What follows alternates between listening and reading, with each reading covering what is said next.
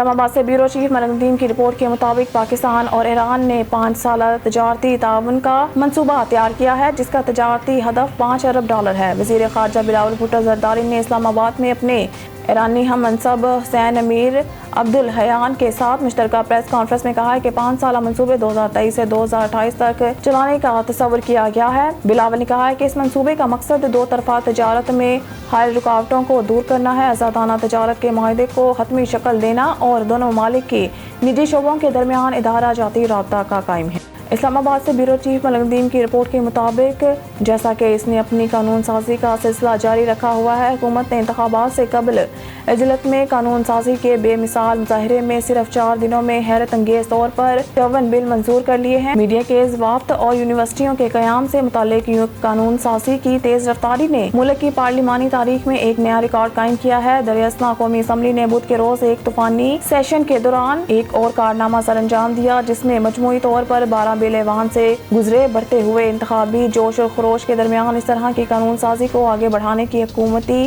اقدام نے ہر بل پر دی جانے والی جانچ اور مشاورت کی گہرائی کے بارے میں اپوزیشن کے خدشات کو جنم دیا ہے۔ اسلام آباد سے بیورو چیف ملک الدین کی رپورٹ کے مطابق وفاقی کابینہ نے خاموشی کے ساتھ ایک اہم اقدام میں امریکہ کے ساتھ سیکورٹی معاہدے پر دستخط کرنے کی منظوری دے دی ہے، جس سے اسلام آباد کے لیے واشنگٹن سے ملٹری ہارڈ ویئر کی خریداری کی راہ ہموار ہو سکتی ہے۔ کابینہ نے ایک سرکولیشن سمری کے ذریعے پاکستان اور امریکہ کے درمیان communication interoperability and security memorandum of agreement, جس کے نام سے جانا جاتا ہے، جسے CISMOA کے نام سے جانا جاتا ہے، پر دستخط کرنے کی منظوری دے دی ہے۔ سرکل ذرائع نے بدھ کو ایک نجی نیوز ٹی وی چینل کو تصدیق کی۔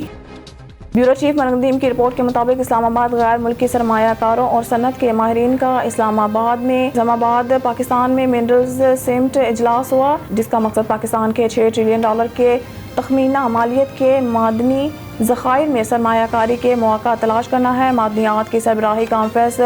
بعنوان ڈیسٹیٹ ٹو ڈیولپمنٹ پاکستان میں سرمایہ کاری کے موقع پاکستان کی اسپیشل انویسٹمنٹ فیسیلیٹیشن اور کونسل کینیڈا میں مقیم بیرک گولڈ کارپوریشن کی مشترکہ کوشش تھی، جسے پاکستان کی وزارت پیٹرولیم نے سہولت فراہم کی۔ بیورو چیف ملک الدین کی رپورٹ کے مطابق وزیر اعظم محمد شہباز شریف آج جمعرات کو اسلام آباد میں براکوہو بائی پاس کا افتتاح کریں گے اور رینا چوک انڈر پاس منصوبے کا سنگ بنیاد رکھیں گے۔ اس موقع پر وہ تقریبات سے بھی خطاب کریں گے۔ اس کے علاوہ وزیر اعظم اسی روز اسلام آباد میں ڈیجیٹل یوتھ ہب کا بھی افتتاح کریں گے۔